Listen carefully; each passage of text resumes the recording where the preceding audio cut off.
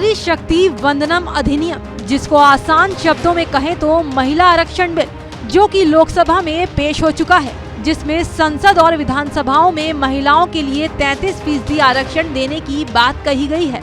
तकरीबन 27 साल के लंबे इंतजार के बाद अब देश को महिला आरक्षण बिल के लागू होने की उम्मीद जगी है।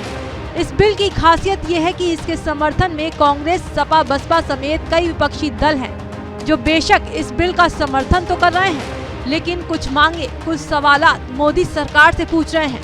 नई संसद में कांग्रेस की पूर्व अध्यक्ष सोनिया गांधी ने जब पहली बार भाषण दिया तो महिला आरक्षण बिल को लेकर अपना रुख साफ कर दिया। सोनिया ने इस बिल का श्रेय कांग्रेस को देते हुए कहा कि राजीव गांधी के इस बिल का सपोर्ट करेंगी। पहली दफा स्थानीय निकायों में स्त्री की भागीदारी तय करने वाला संविधान संशोधन मेरे जीवन साथी राजीव गांधी जी ही लाए थे। उन्होंने लाए थे, जो राज्यसभा में 7 वोटों से गिर गया था। कांग्रेस पार्टी इस बिल का समर्थन करती है। हमें इस बिल के पास होने से खुशी है, मगर इसके साथ साथ एक चिंता भी। लोकसभा में बोलने की जब बारी आई समाजवादी पार्टी की सांसद डिंपल यादव की, तो उन्होंने महिला आरक्षण बिल को लेकर सरकार पर सवाल दाग दिए कि क्या ये बिल आगामी चुनाव में लागू होगा या नहीं। इसके साथ ही मांग कर दी कि पिछड़ा वर्ग और अल्पसंख्यक महिलाओं को इस अधिनियम में शामिल किया जाए। समाजवादी पार्टी की हमेशा से यह मांग रही है कि पिछड़ा वर्ग महिला तथा अल्पसंख्यक महिला को भी इसमें सम्मिलित किया जाए, इसमें उनको आरक्षण दिया जाए। लोकसभा और विधानसभा में तो यह बिल लागू होगा, लेकिन हम ये पूछना चाहते हैं कि राज्यसभा और विधान परिषद में भी लागू होगा कि नहीं लागू होगा। 13 साल से यह बिल अटका हुआ था और लगभग 1 दशक पूरा होने जा रहा है भाजपा की सरकार को, और इस 1 दशक में जब लगभग पूरा होने जा रहा है तब इस सरकार को महिलाओं की याद आई है। बसपा अध्यक्ष मायावती ने तो साफ कह दिया है कि पास होने के बाद भी इस बिल को तुरंत लागू नहीं किया जाएगा। चुनाव से पहले महिलाओं को लुभाने के लिए ये सब किया जा रहा है, ना कि आरक्षण देने के लिए। ये बिल पास हो जाएगा हाउस में, पार्लियामेंट में, तो पास होने के बाद पहले पूरे देश में जनगणना कराई जाएगी। पास तो हो जाएगा ये, लेकिन तुरंत लागू नहीं होगा। जबकि 128वें संशोधन विधेयक की सीमा ही 15 वर्ष रखी गई है।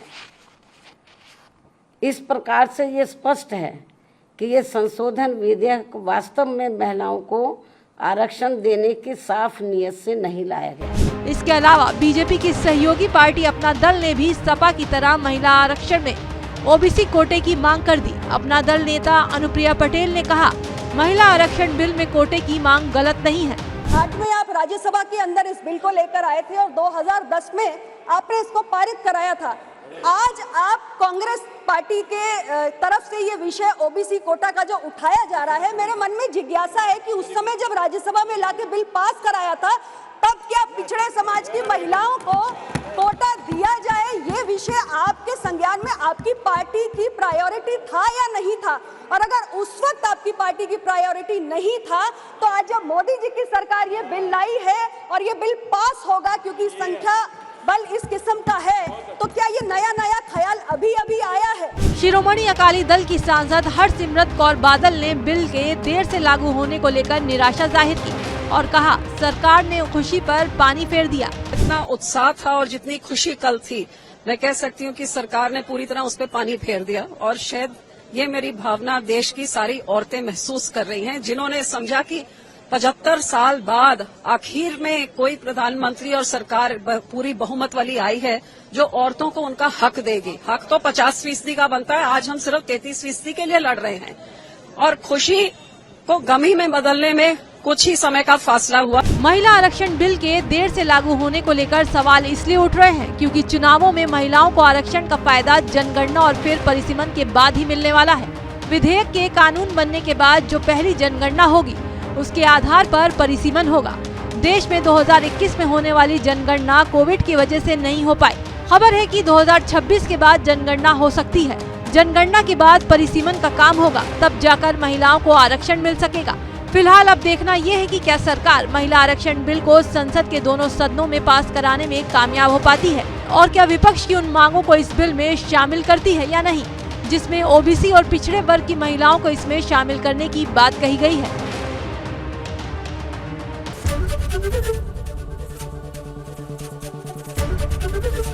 एबीपी गंगा, खबर आपकी, जुबान आपकी।